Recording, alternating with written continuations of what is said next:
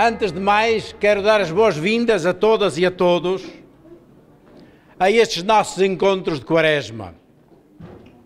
A ideia é precisamente uma ideia que trazia comigo, que a igreja de hoje tem de ser uma igreja que tem de voltar às suas raízes, às raízes do Evangelho. Tem de vivificar-se a partir delas, renovar-se. Não porque esteja velha, mas porque o tempo mudou e a gente tem de ir, tem de encontrar esse novo tempo de uma outra forma. Terceiro, porque tem de ser uma igreja que anuncia o Evangelho. E para anunciar, vai anunciar o quê? Vai anunciar precisamente o Evangelho que nós recebemos. A propósito do Evangelho que recebemos, tem aqui à entrada, quem não tem ainda, e há mais, porque já foi uma edição feita há muito tempo, portanto, e é um livrinho só do Evangelho, o pequenino, pode-me dar. Estão aqui, tem a cor amarelinha, mas não se preocupem que o original é mais velhinho do que isto, é? É prático, pode-se levar até no metropolitano e tudo, porque vai no bolso. E é um vademecum muito bom para ocupar a nossa mente e o nosso coração. Depois, receberam todos esta folha, que eu não tenho cá, que já tive duas, mas já foram. Esta folha, que além do programa que está na primeira página, tem também e pode-se ver a citação de todos os dias, das passagens que nós vamos ler e acompanhar, de modo que, como vou explicar, a gente se possa preparar antecipadamente até com aquilo que a Anabela acabou de dizer, com os textos que vão ser enviados. Depois, aqui no centro desta folha, guardem-na e tragam-na sempre, porque a ideia de ler o Evangelho como Marcos o pensou, pelo menos como nós podemos ver que o pensou, isto é, o Evangelho é uma narração de Jesus. Eu não digo só da história de Jesus, já vamos ver. E, portanto, este Evangelho tem um enredo, tem uma trama, tem um progresso que se vai dando ao longo da narração. E é por isso eu pus aqui a sequência das histórias que a gente já sabe e que vamos percorrê-las, deixando-nos conduzir por elas. Hoje, o nosso encontro de hoje será sobretudo introdutório, talvez menos interessante. Vamos aterrar no texto logo a seguir, mas a primeira parte vai ser um bocadinho mais de introdução para nos fazer entender o que é que nós estamos a ler, o que é que entendemos quando se fala de Evangelho. E é porque esta é uma proposta, como dizia, uma proposta para ler o Evangelho de Marcos em comunidade, em igreja. Estamos neste tempo de Quaresma e o texto da Quaresma é um texto que nós encontramos logo no início deste Evangelho, de converter-se, de mudar de mente. E, portanto, a ideia é que seja este Evangelho a ser lido na igreja, uma proposta para aqueles que vimos cá, mas para aqueles também que podem acompanhar, podem sintonizar.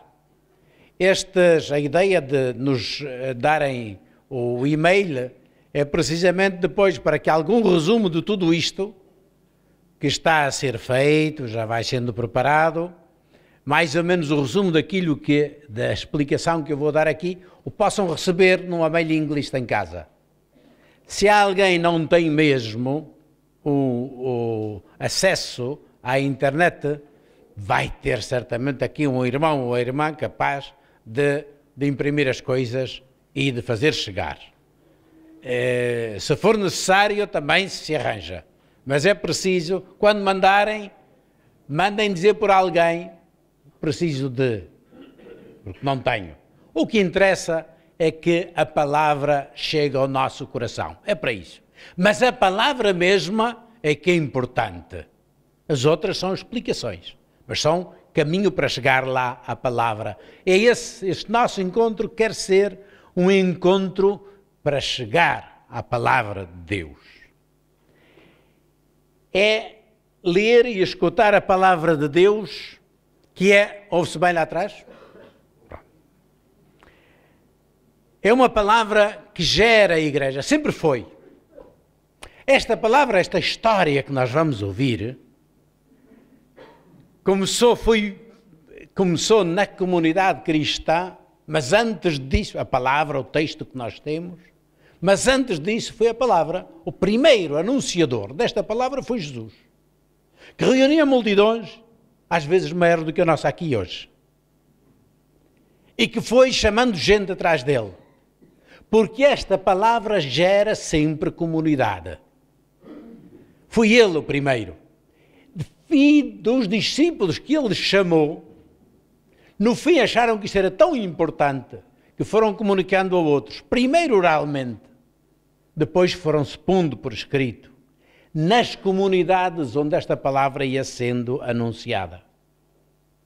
Foi levada a todo o mundo por esses discípulos e apóstolos. Ao longo dos séculos, chegou aos 4 cantos do mundo. Não há livro nenhum no mundo, nem de perto nem de longe, que tenha sido traduzido como a palavra de Deus. Em todas as línguas. E vejam-se, muitas línguas na África e na Ásia subsistiram, foi devido à tradução da palavra. E vejam quantas expressões nossas, como a nossa língua, foi modelada, em grande parte, pelas palavras da tradução da Bíblia. Porquê o Evangelho de Marcos? Fundamentalmente, eu se calhar não sei estrategicamente quem é que estou tapando, mas de algum lado, como eu não sou transparente, vai acontecer, não é? Só se eu for ali mais para trás. Mas depois, está bem. Então, o homem do vídeo já está a protestar, não dá. Bom, façam assim.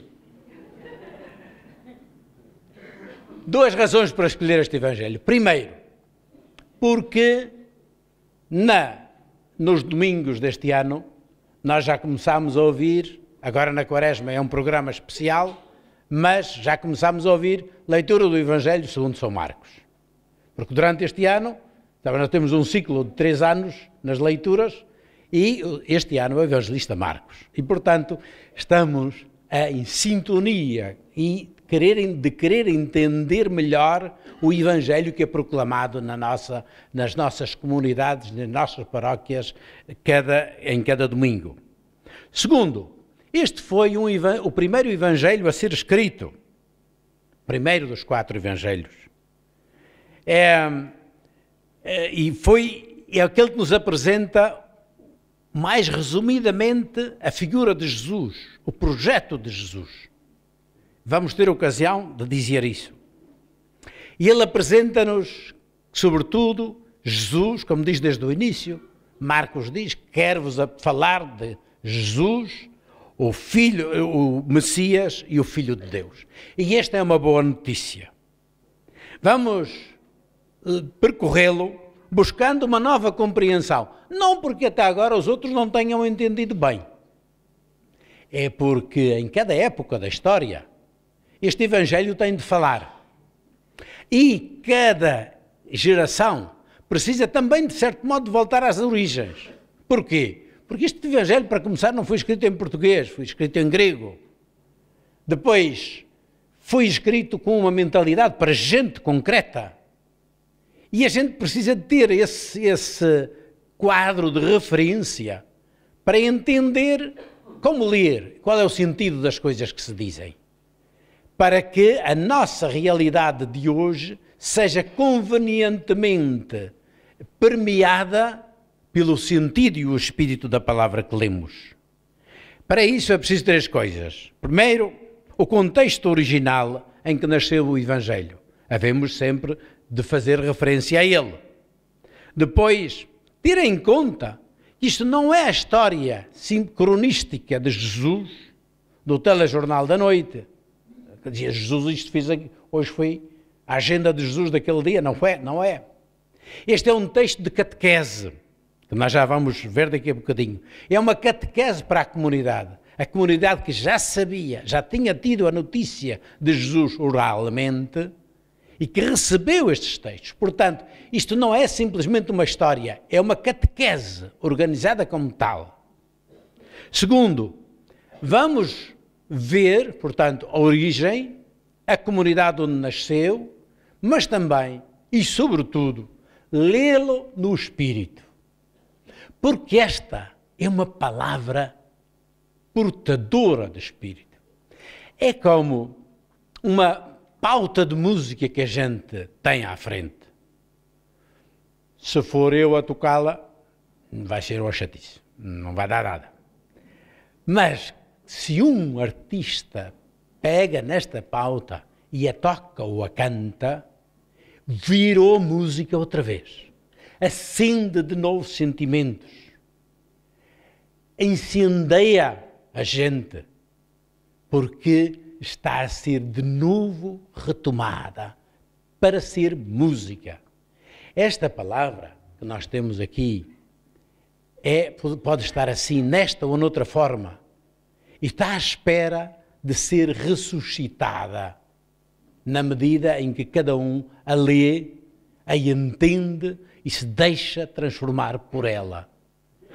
Para isso, nós precisamos desta introdução, mas precisamos, sobretudo, que o espírito desta palavra volte a soprar entre nós. É por isso que nós começamos também sempre com uma oração e terminamos com uma oração, porque é para ser lida no espírito. O método que nós queremos é que possivelmente cada um e cada uma leia em casa, durante a semana, trabalho de casa, que leia o texto que vai ser explicado. Que se deixe surpreender e interrogar por ele. Também se deixe problematizar, até para entendê-lo. De tal maneira que a nossa aproximação comum à palavra aqui possa já ter um sentido. Melhor se for lido em família, ou em grupo, em casal, em grupo de amigos. Melhor. E a gente perguntar-se o porquê Marcos escreve assim. Ler primeiramente os textos. Segundo, seguir a explicação aqui, nestes nossos encontros, para ser, digamos, uma ajuda que estes encontros pretendem dar. Segundo, eu tinha posto aqui, mas não vamos fazer, que era o cochicho, que se falou, era voltarmos uns para os outros em grupinho, mas com tanta gente não vai dar. Mas vamos dar a oportunidade de termos um diálogo de esclarecimento de algumas questões, porque com tanta gente não vai dar assim, vai dar muita confusão, muito barulho, não vai dar. Portanto, esse vamos saltar. Mas, se alguém quiser, estão ali umas folhas, pode deixar umas perguntas. E da próxima vez eu tentarei dizer alguma coisa. Portanto, tem aqui no fim, se quiserem deixar alguma pergunta, podem enviar. Depois, vamos, depois de cada sessão, para os tais para a tal lista de e-mails, vamos mandar o resumo daquilo que são estas palestras aqui, de tal maneira que isso possa continuar a vigorar. Também esta apresentação, não é, João?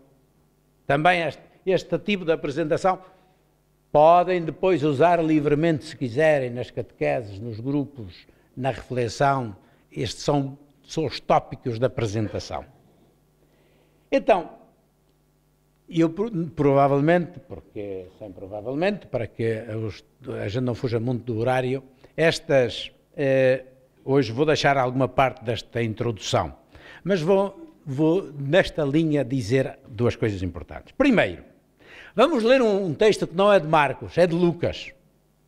Mas deem atenção, é logo as primeiras linhas de Lucas, quando chegaram a casa, podem pegar na Bíblia e lê-lo. Lucas diz assim, Lucas faz uma introdução ao Evangelho, porque o Evangelho provavelmente foi feito por um sponsor, que ou então era um responsável de uma comunidade chamado Teófilo. E Lucas diz assim, uma vez que já muitos tentaram compor uma narração acerca dos acontecimentos que tiveram lugar entre nós, conforme nos transmitiram aqueles que foram desde o início testemunhas oculares e que depois se tornaram servos da palavra, está falando de quê? Dos apóstolos. Depois pareceu-me bem, também a mim, depois de ter investigado tudo com rigor desde o princípio, escrever sistematicamente ao excelentíssimo Teófilo, para que tu conheças a solidez da doutrina em que foste instruído. Diz-nos muitas coisas. Lucas foi dos segundos, juntamente com Mateus, escreveu uns 10 anos depois de Marcos. Marcos escreveu por volta do ano 70, portanto, 30 e tal anos depois da morte de Jesus, da morte e ressurreição de Jesus, e Mateus e Lucas uns 10 anos depois. E Lucas diz, já tenho notícia que muitos escreveram sobre Jesus. Provavelmente refere-se também a Marcos, que já estava escrito. E a outros escritos, muitos. Foram surgindo muitas narrações sobre Jesus. A primeira mensagem foi escrita como nos contaram, o que é que ele diz o processo todo. Dá-nos para entender o processo de formação dos Evangelhos. Diz, já muitos tentaram escrever uma história dos factos que tiveram lugar entre nós. E como nos contaram, primeira notícia vem, o que nos contaram. Jesus diz, mandou os discípulos, diz, ide por todo o mundo levar esta boa notícia. E eles foram e falaram. E temos nos Atos dos Apóstolos uma espécie de alguns discursos, alguns sermões de Pedro, logo no dia de Pentecostes. Depois, quando Pedro é libertado, depois discursos de Paulo, como por exemplo a Antioquia da Pisídia e em Atenas, outros discursos que dão este anúncio de Jesus. Era uma espécie dos primeiros esquemas de catequese. E diziam que como Jesus tinha começado na Galileia, as obras tinha feito e tinha sido morto e tinha ressuscitado ao terceiro dia, e no meio disto tudo, as outras histórias de Jesus, as palavras, começaram a surgir coleções de palavras de Jesus, coleções de milagres de Jesus, coleções de parábolas, as parábolas de Jesus, ainda hoje encontramos assim em blocos, porque tinham começado a surgir assim. Uma das primeiras que surgiu foi precisamente a narração da paixão. E Lucas diz, tudo isto já anda por aí disperso pelas comunidades. Mas hoje que as comunidades se dispersaram pelo mundo inteiro, os apóstolos não podem estar em todas as comunidades, e então nós precisamos de alguma coisa de escrito. Lucas era um médico de formação superior. E quando a gente, já agora um parênteses, quando a gente diz, pobres pescadores da Galileia, como é que foi? Não. Estes pobres pescadores da Galileia eram certamente muito mais bem informados do que os pescadores do resto do Império Romano todo. Em Israel, a maioria dos homens sabia ler e escrever. E sabem porquê? Por causa da Bíblia. Porque o homem só era verdadeiramente crente, um homem adulto, segundo a lei, quando sabia ler a lei. Aos 12 anos, ele que chama o Bar Mitzvah, e o menino ia ler a Bíblia. Por isso que Jesus chega e dá-lhe a Bíblia. Jesus sabia ler, claro que sabia. Como todos os rapazes da sua idade, aprendeu. Porque para ser um bom judeu tinha-se de saber ler. Ora, numa sociedade onde a maioria, 90 e tal, 99% da população não sabia ler, este povo, que onde maioritariamente, não só os homens, muitas mulheres, mas sobretudo os homens, sabiam ler, claro que dava cartas no Império. Portanto, e os cristãos iniciais vêm deste povo. Estão habituados a ler a palavra de Deus. E dizem, a nova palavra de Deus é aquilo que Jesus pronunciou. E, portanto, Lucas é um que diz, não, isto não pode ficar assim. Diz, investiguei, nós diríamos, akribos, dizem em grego. Isto é, podia dizer hoje, cientificamente, rigorosamente, todas as coisas, desde o catequese, em ordem, para expor sistematicamente. Portanto, estes evangelhos não são escritos assim, coitadinhos. Não. Estes evangelhos foram escritos por gente que era responsável pela comunidade, tinha preparação para escrever e escreveu bem. E Marcos é testemunha, é um desses elementos. E depois diz outra coisa, para quê? Para que tu conheças a solidez da doutrina em que foste educado, em que foste, diz, catequizado. A solidez da doutrina, usa mesmo a palavra catequese, em que foste catequizado. Isto é, o Evangelho surge já num processo comunitário, em que as pessoas já receberam o anúncio de Jesus, já foram atingidas pelo seu Espírito, mas agora é preciso alimentar essa fé. E então, diz, este Evangelho é para confirmar a tua fé. Nós temos de aprender o Evangelho, antes de mais, tem de ser dado em casa, tem de ser transmitido de boca a boca, tem de ser vivido em comum. E o Evangelho nasce numa comunidade e deve formar comunidade. E é para isso que nós estamos cá hoje. O Evangelho, pois, não foi fruto de uma pessoa única, mas dá-se antes de mais, para ser uma catequese fundamental para toda a comunidade. Não, vamos passar à frente este ponto. Aquilo que nós dizíamos, do surgir dos evangelhos. O primeiro evangelho, dizia, a ser escrito foi o de Marcos. Depois encontramos os dois evangelhos seguintes, Mateus e Lucas, que tiveram diante a obra de Marcos. Como é que sabemos? Porque eles têm o mesmo esquema de Marcos e perícopes inteiras, com exatamente as mesmas palavras. Mudaram umas palavras, porquê? Porque estavam ajustando cada um à sua comunidade, ao modo de falar deles. E então, cada um compôs à sua maneira, melhorando, até porque Marcos não é o melhor grego que nós temos. Marcos escreve no grego da koiné, que é o grego da gente comum, que era o inglês da altura, no tempo do Império. Em Roma falava-se mais grego do que latim. E, portanto, os evangelhos foram escritos em grego porque era como hoje escreverem, quando alguém faz uma tese, se não, pelo menos um abstracto, um resumo, vai publicar em inglês. Bom, naquela altura era no grego. E no grego, o grego simples. Lucas já tem um grego mais elevado e Paulo também. O melhor grego é o de Lucas.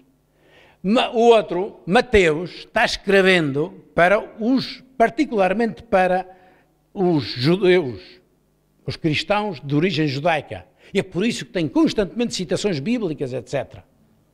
Marcos escreve, provavelmente em Roma, mas podia ser também noutra grande cidade do Império, para um público misto. Algumas coisas ele dá por descontadas, que sabem, mas depois explica os costumes judaicos, etc., como vamos ver, porque eles não conhecem. Grande parte da sua audiência, dos seus leitores, ele sabe que não conhecem, então explica. Lucas escreve para um público grego, gente com uma educação mais esmerada do ponto de vista literário. E escreve para um mundo universal, é um evangelho lindo. aconselho que a seguir são cenas dos próximos capítulos para outras coisas. O Evangelho de Lucas é o Evangelho da misericórdia, o Evangelho da universalidade, do amor de Deus.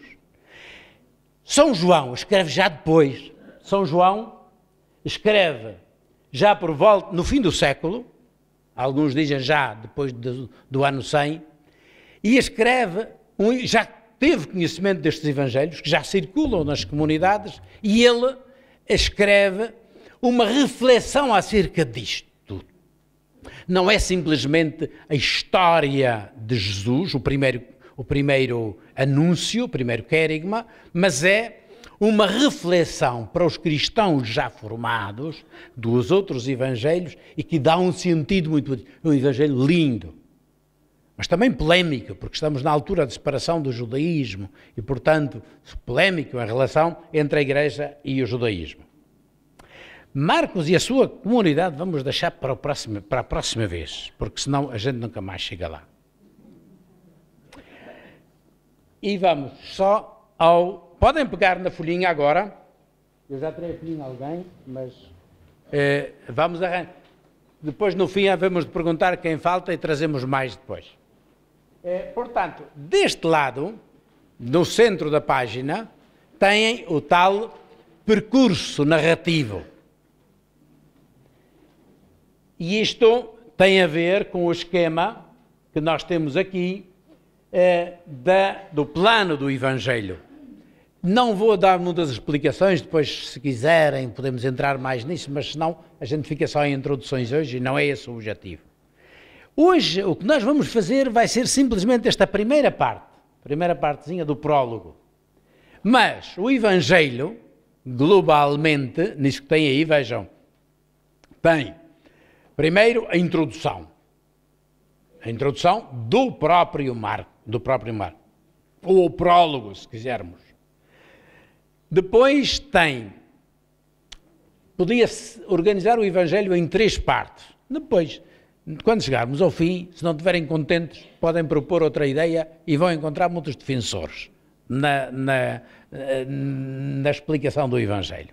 Mas, vamos fazer, é o mais comum em Marcos, primeiro, é a ação de Jesus na Galileia, que vai até do capítulo 1 ao capítulo 8, versículo 26. Agora uma pergunta técnica para a próxima vez. Toda a gente está confortável com isto de saber ler as siglas da Bíblia? Toda a gente sabe o que é que significa esses números? Portanto, nos textos que vão ter, quando não tiver Lucas ou outro, significa que é Marcos. Portanto, o primeiro número antes da vírgula é o capítulo. Depois, os seguintes são versículos. Pode ser, por exemplo, vejam lá esse na Galileia e arredores. Vai de 1,14, o capítulo 1, versículo 14, depois tracinho até, o tracinho significa até o 8, 26, até o capítulo 8, versículo 26. Se tivesse um ponto no meio, significa que é este versículo e aquele, saltando pelo meio. Portanto, toda a gente está familiarizada com isso. Se alguém precisar, a gente explica melhor depois. Então, e depois, a segunda parte é a viagem de Jesus para Jerusalém, começando precisamente do norte, onde o texto que hoje se leu na liturgia, que hoje é a cadeira de Pedro, e é precisamente lá, em Cesareia de Filipe, vai ser onde vamos terminar antes da Páscoa, que é o anúncio, o reconhecimento de Jesus como Messias pelos discípulos e o anúncio da paixão. Depois, chegando a terceira parte, capítulo 11, 1 a 15, 47, é Jesus em Jerusalém, o seu ministério em Jerusalém, a Páscoa com a morte, a paixão, morte e o anúncio da ressurreição de Jesus. Este é o esquema do Evangelho. Como dizia, nós hoje vamos ficar na primeira parte, no prólogo, que tem, em todas as secções, nós vamos pôr... Podemos passar para o Evangelho já? Isso. Nós temos vamos sempre fazer, e vão encontrar também lá, que é o percurso narrativo. Isto é, vamos perceber desta parte o que é que Marcos nos diz. Isso vai ser muito mais importante ainda, por exemplo, a partir da próxima vez, quando tem um percurso, ele tem um projeto catequético. Marcos está dando uma catequese à sua comunidade. E o que é que ele julga importante para perceber a figura de Jesus? Este prólogo é muito importante para a obra de Marcos. E já vamos ver porquê. E como é que ele organiza? Não queremos perder-nos aqui com muitas coisas científicas. Vamos perceber, este texto é aquele que nós temos. Como é que ele funciona? O que é que nos diz? E para que nos diz, vamos ir um bocadinho mais fundo. E diz assim, para não perder a importância daquilo que diz. Então, nós temos primeiro o título, que tem aqui, se seguirem a sua folhinha, tem lá o título.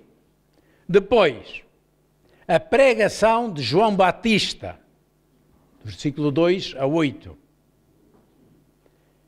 O batismo de Jesus e a tentação no deserto. Isto é a nossa catequese que Marcos nos oferece hoje.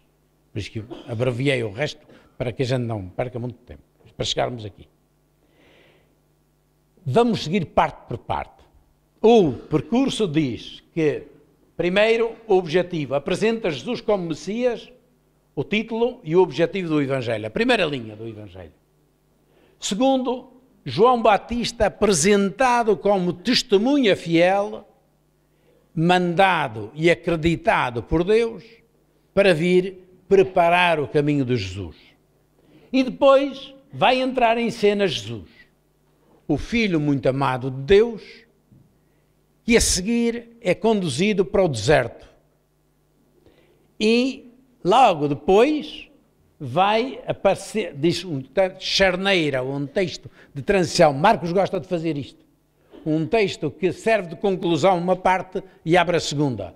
E o que é que diz esse texto? Vai dizer, depois de João ter sido preso, Jesus veio para a Galileia, foi percorrendo a Galileia anunciando o reino de Deus. E isso é o início daquilo que se segue. Serve para fechar esta introdução e chegar ao seguinte. Então vamos precisamente ao título. O título diz assim, Princípio do Evangelho de Jesus Cristo, Filho de Deus. Aqui já está dito o projeto de Marcos. Eu vim escrever aqui. O quê? Primeira coisa, princípio do Evangelho. Princípio. Princípio, estamos a começar, mas então se fosse só para isso não era preciso dizer.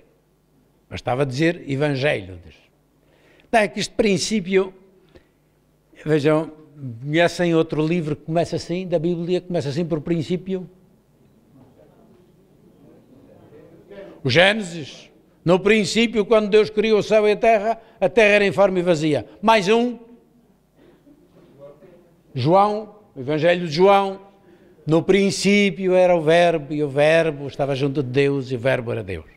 Bom, é nessa linha mais solene que Marcos começa. Diz, gente, o que eu vos apresento aqui é algo muito interessante. Isto quer ser um princípio. Primeiro, princípio porque começa com João. João é o princípio destas boas novas. É o princípio, porque anuncia, prepara. Segundo, é o princípio desta obra, que é a boa notícia. Estou a começar a dizer algo de importante. E as pessoas que estão habituadas a ler isto, lembram-se do Gênesis.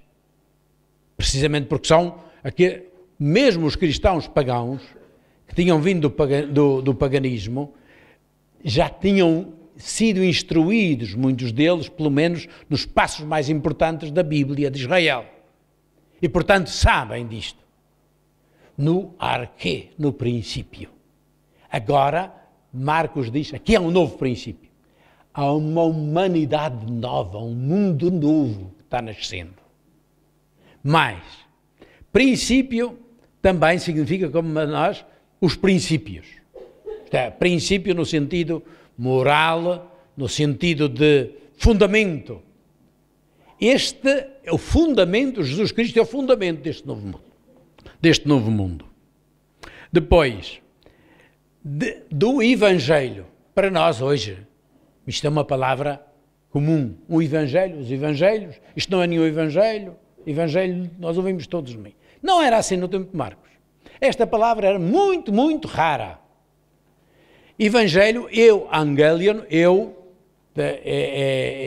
significa positivo, bom, belo. Evangelho significa mensagem, portanto, uma boa mensagem. Isto não existia antes, assim, aplicado a uma obra ou a um tipo de narração, não existia antes dos cristãos. Pois aparece na literatura de vez em quando, mas sem grande significado.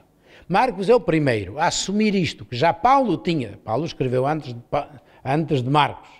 Que já Paulo tinha dito, tinha usado, quando fala do meu Evangelho, o Evangelho de Cristo, o Evangelho para os pagãos, é boa notícia para. Vejam, como os primeiros cristãos caracterizaram a palavra. Boa notícia. A chegada de Jesus é boa notícia. Isto é o que não é simplesmente uma questão. E é mau quando a gente chega ao Evangelho e tantas pessoas dizem, mas isto é permitido ou não? Perdemos tudo. Se o Evangelho não for assumido primeiro como uma boa notícia, que bom está aí. Então, perdeu-se tudo. Se isto não entrar e alegrar a casa, não se percebeu nada. Porque Deus, e o que é que vai dizer? Lá vamos perceber porque é boa notícia. Evangelho de Jesus Cristo, Jesus o Cristo. Também Cristo, nós estamos, Jesus Cristo, passou a ser um binómio associado, Jesus Cristo. Cristo não é o nome de família de Jesus. Jesus, o Messias. E este vai ser toda a primeira parte do Evangelho que vai chegar para dizer que Jesus é o Messias. Conto uma palavrinha só, para se entender isto.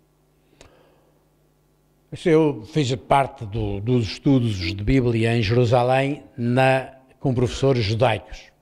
E havia o nosso tutor de judaísmo que era muito amigo, falava muito bem, aprendemos imenso com ele.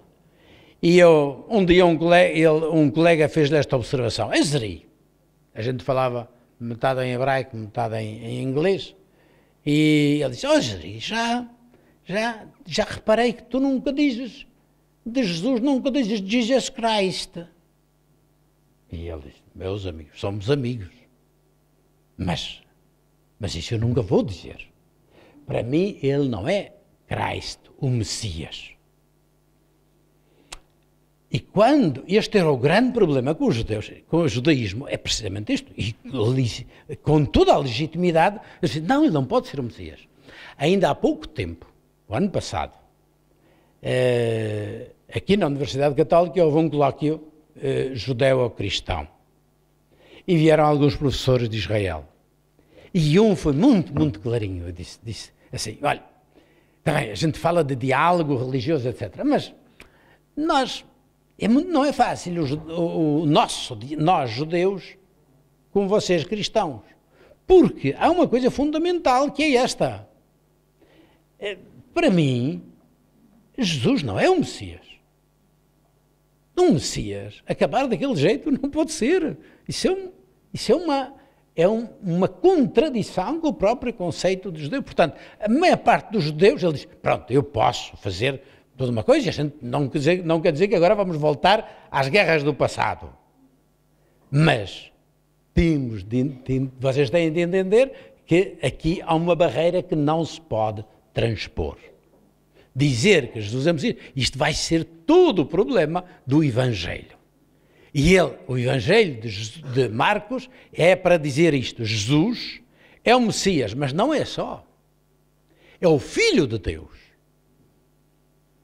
Porque, também, havia a noção de Filho de Deus, assim em termos simbólicos, o rei, Deus chamava-lhe meu filho, etc. Mas não era no sentido em que Marcos lhe vai chamar a Jesus Filho de Deus. E quem é no Evangelho de Marcos quando isto vai ser um grande tema ao longo de todo o Evangelho, o único que vai reconhecer Jesus, a verdadeira confissão de fé de Jesus como Filho de Deus, quem é? Pedro diz, é o Messias. Em Mateus hoje diz o Messias, o Filho de Deus Altíssimo. Mas isso é Mateus. Marcos não diz. O único que vai reconhecer é o centurião junto da cruz. Diz, vendo como ele morrera, e isto vai ser importante, não vendo os músculos do Messias, que era isso que se esperava ver. Não, vendo como ele morrera, disse, verdadeiramente, este homem era o Filho de Deus. E isto é um pagão. A fé vem, o fundamento da fé do pagão verdadeiro. Começa com Pedro, o Messias. Mas a completa revelação de Jesus é junto à cruz por um pagão. É o título à frente. Porque isto é aquilo que dizíamos, o Evangelho é para confirmar tudo isto. E o percurso deste Evangelho, quando chegarmos ao fim, vamos ver, teremos entendido um bocadinho quem é este Jesus, o Messias, o Filho de Deus, e que Messias, e que Filho de Deus é Ele.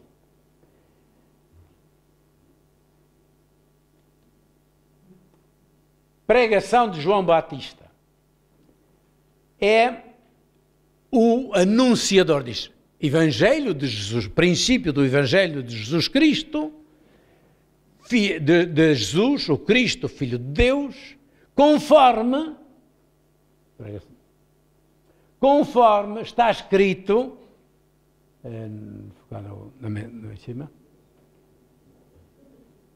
conforme está escrito no profeta Isaías, eis que envia à tua frente o meu mensageiro, a fim de preparar o teu caminho. Uma voz clama no deserto, preparai o caminho do Senhor e endireitai as suas veredas. Parece pouco, mas já diz muito aqui. Isto é, quando Jesus morreu e ressuscitou, acontece também a Lucas, lembram-se daquele episódio dos discípulos de Emaús? Cada um dos morreu, cada um ia para a sua casa, tinha-se acabado tudo. Agora, quando ele volta, o Jesus, com estes dois que vão a caminho, que são o símbolo de todos os cristãos, todos os discípulos, vão cada um, acabou-se tudo.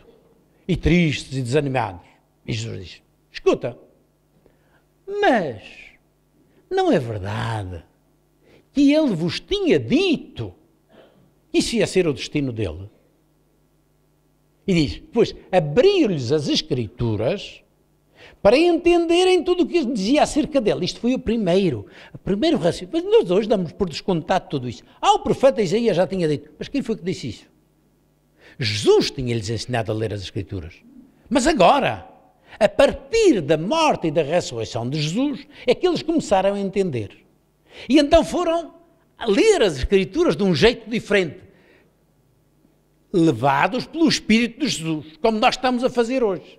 Nós vamos à procura da nossa fé, levados pelo Espírito de Jesus, relendo os textos que nos falam dele. Este é o processo da vida da Igreja sempre, ao longo dos séculos. Reler a palavra de Deus à luz do Espírito para renovar a vida. E estes renovou de tal maneira que voltaram, perderam logo o medo, voltaram para Jerusalém, para a comunidade, o Senhor, e lá a comunidade a fazer, o Senhor ressuscitou. E apareceu a Pedro. E eles contaram também o que lhe tinha acontecido no caminho. Este é o processo da vida da Igreja. Constantemente. Voltar à palavra com o espírito atual. Nós não vamos à palavra simplesmente como quem faz arqueologia. Nós vamos à palavra como quem vai buscar a tal pauta de música para tocá-la de novo. Isso é o ler a Bíblia. Por isso, diz-lhe, e o que é que diz? Referência a estas duas passagens. Vou mandar à tua frente o meu mensageiro. Isto é o que Deus diz a Moisés no deserto. E em Israel havia uma tradição que de facto dizia, quando chegar o Messias, vai vir um mensageiro à frente dele. E então, a comunidade agora, o que é que diz? Esse mensageiro foi João Batista. Foi ele que Deus tinha prometido e que agora chegou. Portanto, o que é que isto diz? João Batista, escutem-no, porque ele foi a primeira voz de Deus neste novo processo, nesta nova página da história. Segundo, é uma leitura, mas Jesus é visto também uma voz que clama no deserto, aqui, porque o Novo Testamento cita a Bíblia em grego, que já tinha sido traduzida um século e tal antes, pelos judeus que falavam grego. E então aí a pontuação é diferente, porque aqui diz assim, uma voz diz, clama no deserto, preparai os caminhos do Senhor. O texto original do hebraico diz, uma voz diz, preparai no deserto os caminhos do Senhor. Porquê? Porque é o regresso do povo do exílio. E, portanto, o que é que, aplicando isto, o que é que se diz? Gente, começou uma nova era. Como quando Deus tirou Israel do Egito e o conduzia à sua terra para formar um povo. Como quando este povo tinha sido desterrado e disperso pelas nações inteiras e estava exilado, agora esta palavra de Deus vem de novo. E como João Batista é aquele que diz, preparem-se, porque Deus está para fazer um novo êxodo, uma nova terra.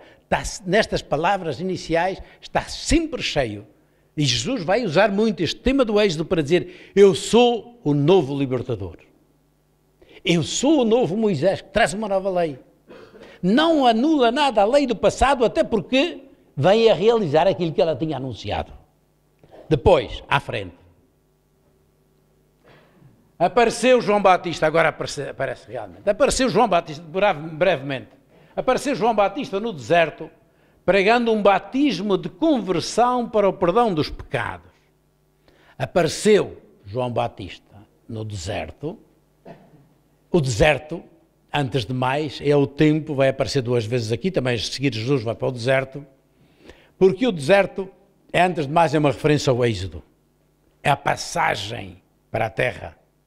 Mas é também o tempo de preparação para chegar à terra. Israel levou 40 anos nesta passagem do Egito para a terra onde vão, a terra da liberdade, a terra onde se pode ser povo, a terra da dignidade, porque eles eram escravos no Egito. E João vem do deserto, os profetas do Antigo Testamento, grande parte vem do deserto. Eu passei uns dias no deserto, assim, num hotel de milhões de estrelas, dormindo em lindas camas de areia, e a nossa guia, uma senhora, uma exegeta biblista israelita, Oralipsis, dizia, vocês vejam, no deserto, olhem para aí, o deserto é lindo, mas é também perigoso. Quando fomos lá, o bispo anglicano tinha ido com a sua mulher pelo deserto, tiveram um acidente e ficaram por lá e ele morreu, porque rapidamente a gente pode morrer de choque térmico, enfim, mas são outras coisas. Ora bem, o deserto é perigoso. E ele diz assim, e depois o deserto é vazio, é o silêncio. Portanto, no deserto, ou tu encontras o rosto de Deus ou dás é maluco. E os profetas, talvez são um bocadinho dos dois, mas encontraram e vêm do deserto, porque aí encontraram o Deus que lhes falou e de quem eles vão dar testemunho ao seu povo. Este é o deserto de onde vem João Batista. João Batista é apresentado precisamente como, já vamos ver, como os profetas de Israel. São eles, e é ele que vem do deserto, anunciando, convidando à conversão, metanoia, nous, noia, em grego, é a mente. Nós temos palavras que vêm daí, mas metanoia significa mudar de mente. É preciso mudar a atitude. É preciso olhar as coisas de um jeito novo. Vejam que Deus está a mexer por aí. João vai dizer no Evangelho de Lucas, já está no meio de vocês, mas vocês não o conhecem. Abram os olhos para ver que Deus já está à obra no meio de vocês. Esse tempo novo está a chegar, aquilo que Jesus diz, os sinais dos tempos, os sinais da figueira, de que a primavera está para chegar. Os sinais, eu gosto sempre de passar neste tempo, quando estava em Lisboa, no Monsanto, para ver as primeiras. Qual é a primeira árvore que dá flor? A amendoeira. A amendoeira, que em hebraico se chama chamar, e é a mesma palavra que o verbo chamar, que significa vigiar. Chamar porque é aquela que vigia, que está atenta para os tempos novos que estão a chegar. E lembro-me sempre, gosto sempre de ver, porque é já o anúncio de que os tempos estão mudando. A primavera está para chegar. Ainda não se vê, ainda é inverno, mas a amendoeira está anunciando. Isso é precisamente aquilo que foram os profetas. O tempo está para chegar, diz João Batista. Mudem de mente, ponham óculos e vejam. Isto não é o converter, a gente depois converter está a chegar. Não. O converter, logo a seguir vamos ver Jesus, o converter é convertam-se, convertam esse luto em alegria. Convertam essa falta de coragem em preparar um caminho. Convertam-se, isto é, metam mãos à obra com coragem. Esta é a grande mensagem de João. Mudança de mentalidade, mudança de atitude. Lugar neste deserto, de onde vem João, para anunciar o Evangelho. E saíam ao seu encontro da província da Judeia, todos os habitantes de Jerusalém, e eram batizados confessando os seus pecados. Isto é, alguns, de facto, saíram do seu comodismo, saíram da sua tristeza, saíram do seu acomodamento e foram à procura diz, afinal, isto não é uma maldição. Afinal, pode haver um mundo diferente. Afinal, podemos construir. Desacomodaram-se, saíram. Quando o Papa Francisco fala de uma igreja em saída, começa aqui. Saíram ao encontro desta palavra. E eram gente de todo o Israel. Muitos saem, desinstalam-se, reconhecem os seus limites e ilusões e pecados, sonham uma vida nova. E João realiza um rito simbólico, que é o rito do batismo. O batismo era um rito que se fazia na altura já, não nasce com os cristãos. Fazia-se, por exemplo, quando um escravo passava a ser livre. Significava mudança de vida, mudança de estatuto. Quando um escravo se tornava livre, fazia-se um batismo. Deixa de ser essa humilhação que era. Quando um prosélito aderia ao judaísmo, não podia tornar-se judeu, mas queria ligar-se à palavra de Deus, então também se fazia um batismo. Era um sinal de mudança de vida. João, porém, diz, tem ainda um antes, João vestia-se como os profetas.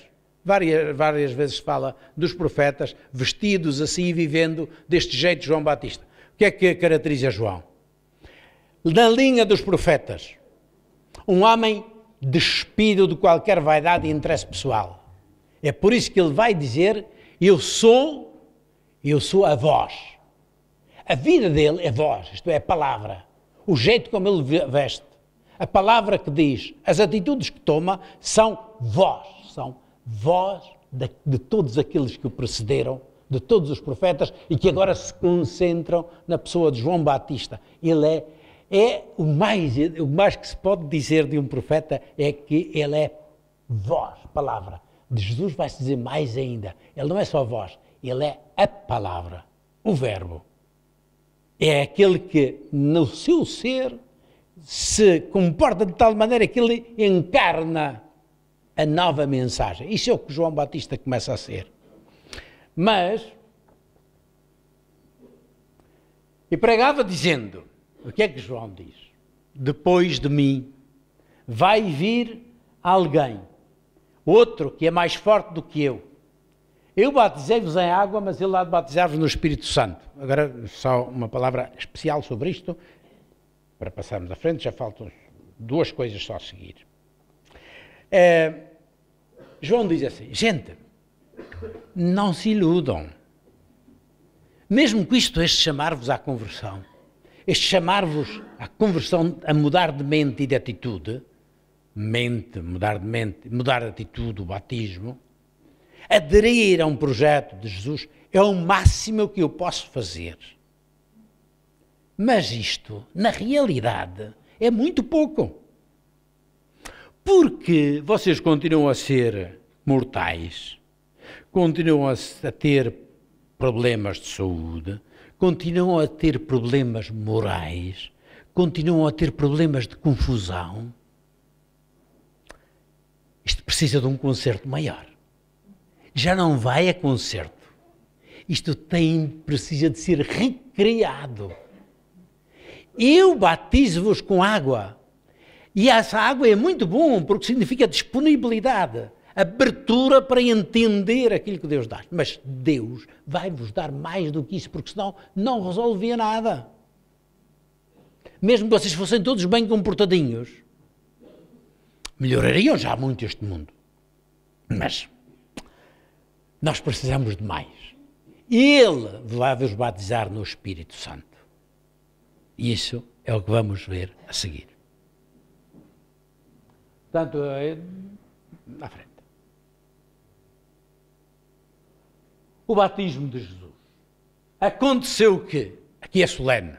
Isso é uma forma que aparece na Bíblia para os grandes acontecimentos e Lucas João, os evangelhos também usam sempre. Aconteceu, que é como a gente, naquele tempo, lembra como é que a gente começa? O evangelho sempre na missa. Naquele tempo, não está lá em cada perícope, está nas grandes. Aconteceu que, podia-se traduzir assim, literalmente, depois não se traduz porque não é. Mas, ora, naqueles dias, Jesus veio de Nazaré da Galileia e foi batizado por João no Jordão. Aqui era preciso uma música assim, beethoviana, para dizer, entra o personagem principal. Este foi a preparação, compôs-se o palco, acenderam-se os holofotes e, naqueles dias, Jesus veio de Nazaré e veio para João, até o Jordão, ficava cá embaixo, vamos ver na próxima vez vemos um bocadinho de mapas. Ficava já junto ao Mar Morto e já é lá que João batizava. E Jesus veio ter com ele. Entra Jesus em cena e vai ao batismo de João. O que é que Jesus faz neste batismo? Que era precisamente o descalçar, o sair dessa limitação que se chama pecado, que se chama erro, que se chama desânimo. Jesus não é nada disso. Por que ele então vem ao batismo? Ele vem ao batismo porque se tornou precisamente solidário com esta humanidade. Ele acompanha a fragilidade. Vai ser a sua característica principal. Vejam, Jesus é um alien, querem dizer em termos. Vem de outro mundo, verdadeiramente de outro mundo. E vem pôr-se ao nosso lado. Não ficou lá em cima simplesmente a chamar, ou a dar conselhos, ou a mandar a lei. Deus já fez isso tudo. Mandou frequentes vezes, foi falando pelos profetas, etc, etc. Diz, agora, nos últimos tempos, diz a carta aos Hebreus, falou-nos pelo seu próprio Filho, que veio em tudo igual a nós, exceto no pecado. Ele fez-se frágil com a nossa fragilidade. Ele que não tinha pecado, põe-se na fila dos pecadores para o batismo de João. E com isto, não é só porque ele é bonzinho e solidário. Não. O Pai a seguir vai proclamá-lo Filho de Deus. Mas ele é também o homem novo. E o homem novo, Jesus apresenta-se como o projeto de homem. Querem ver como é que é um homem? Um filho de Deus pode ser homem e um homem pode ser filho de Deus. Olhem para ele. E a primeira atitude do homem novo, filho de Deus, é colocar-se junto daqueles que precisam. Isto é a primeira imagem, Jesus entrando em cena. Não entra pom, pom, pom, pom. cá está o herói, o Jesus Superstar. Não, entra na fila daqueles que precisam de abrir-se, porque é isso que ele vem fazer. Vem fazer caminho com esta humanidade que vai ao batismo de João. Depois, diz, imediatamente, é uma palavra que Marcos está constantemente a usar. Eu fiz, em grego, imediatamente. Isto é, logo de seguida, saindo da água, isto é, vamos lá ver, Jesus não veio receber o batismo aqui. O batismo de Jesus não é como o nosso batismo.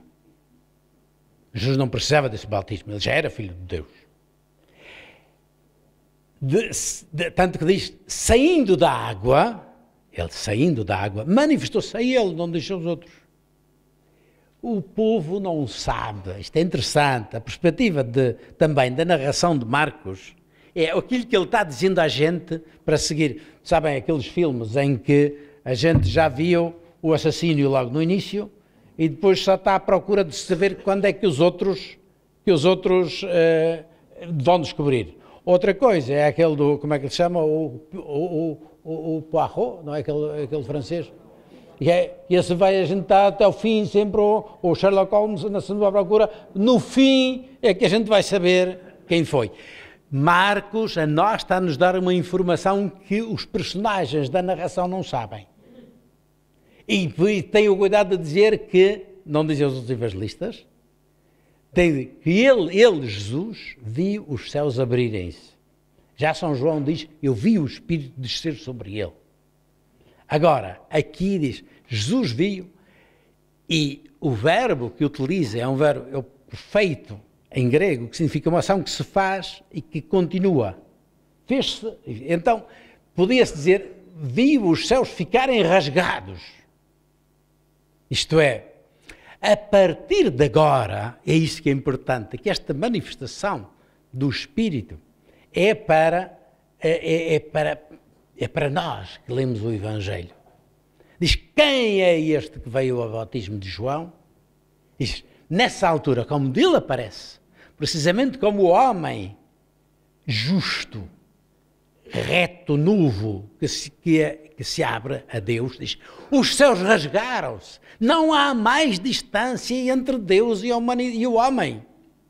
O firmamento, no conceito da cosmologia hebraica, é uma placa que separa o mundo de Deus do mundo dos homens.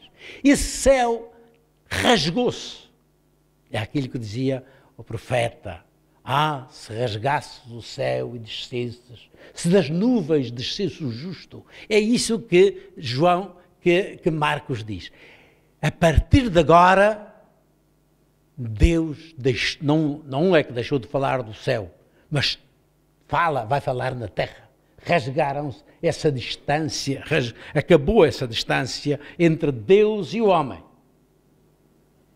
E o Espírito em forma de pomba, porque a pomba, para os antigos, a pomba é a mensageira dos deuses, da divindade. Mas sobretudo aqui tem de novo uma referência ao livro do Gênesis, quem se lembra? Noé também, a recriação, mas antes disso, logo nos primeiros versículos diz, no princípio de Deus criar o céu e a terra era informe e vazia, as trevas cobriam o abismo e o Espírito diz, Ruach, o Espírito de Deus, adejava sobre as águas. Isto é, aquilo que esta é uma cena simbólica.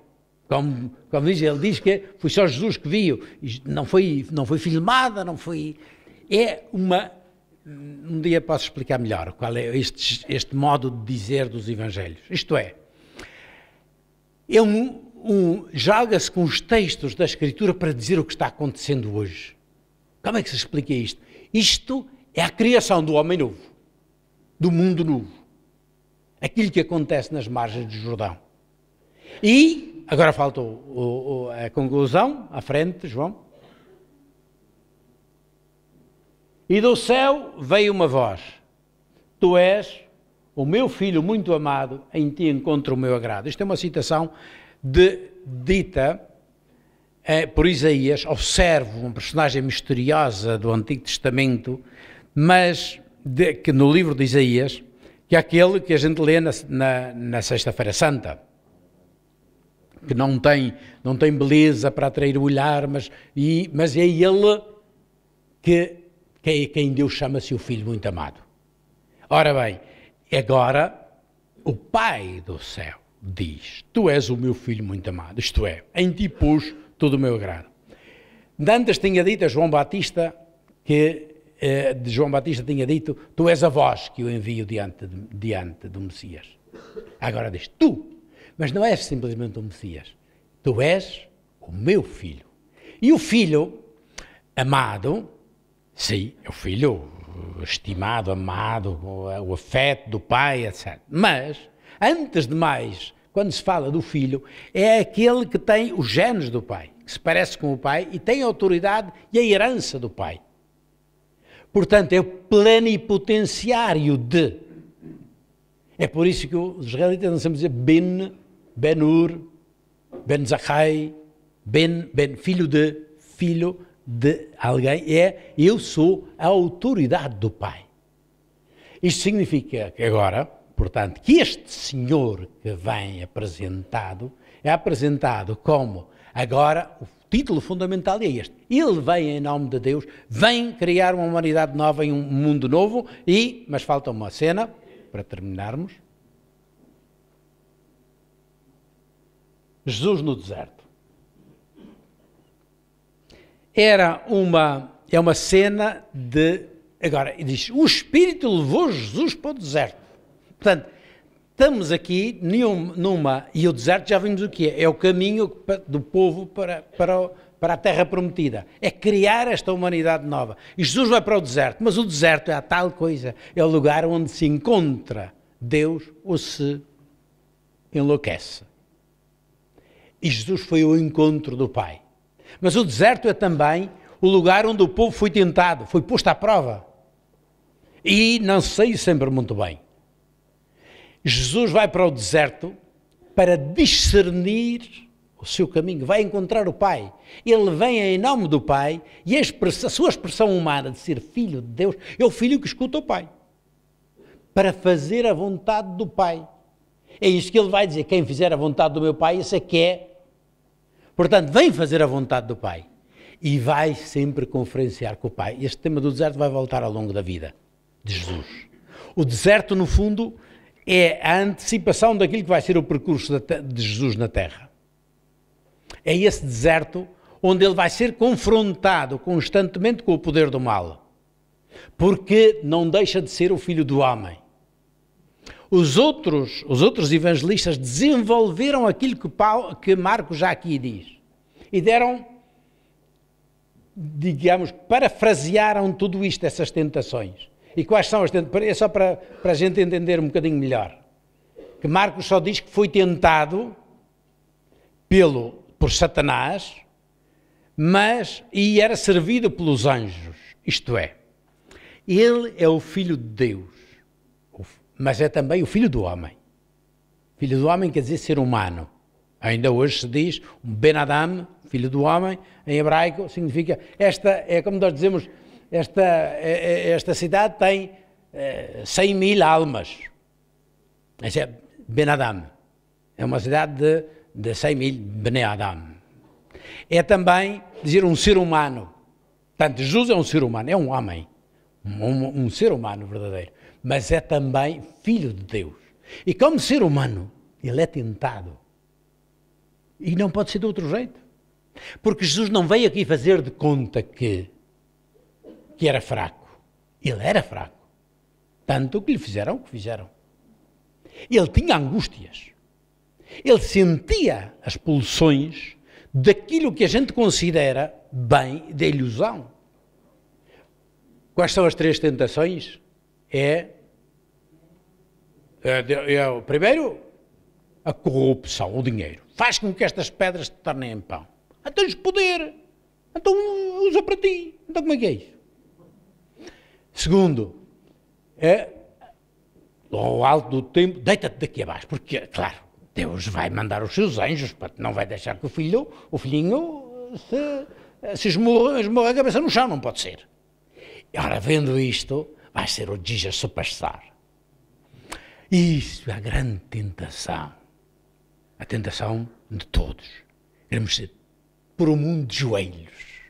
Eu, o grande. Pediram isso muito a Jesus, quando lhe pediam um sinal.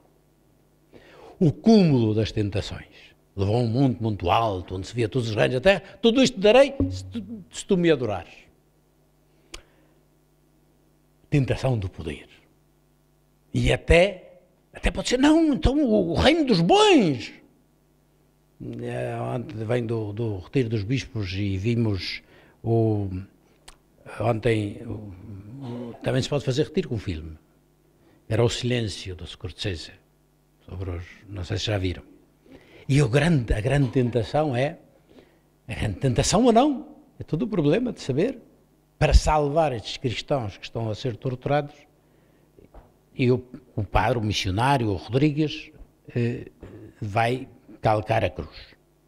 E é todo o problema de saber como é, quem é que a gente, quem é que a gente venera, a quem é que a gente obedece. Jesus, ou o do Scorsese também, a última tentação de Jesus, não sei quem viu.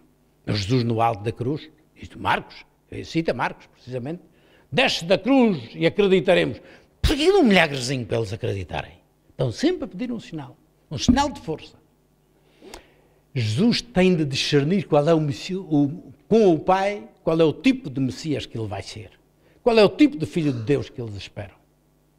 E isto vai ser as encruzilhadas da vida toda. Na frente, os tentadores quem vão ser? Aqueles que lhe pedem sinais de poder vão ser, precisamente, os fariseus. Pedro vai ser chamado Satanás porque não quer que o Messias seja crucificado. Não aceita o Messias crucificado. A tentação de um outro tipo de Messias está constantemente presente dentro de nós. E Jesus vai para o deserto precisamente para que o seu messianismo, o seu ser filho de Deus, seja verdadeiramente do jeito do Pai. É por isso que ele vai para o deserto. E os anjos o serviam porque ele não fica abandonado neste caminho. E os anjos, esse serviço vai ser ele próprio, vai ser o serviço do seu encontro com o Pai. Jesus vai de novo e ao longo do seu percurso que nós vamos ver, ele nos momentos cruciais vai se confrontar, vai voltar a este deserto da prova, da tentação neste sentido, do discernimento. O que é que este mundo é esse? Este é o programa do Evangelho de Marcos.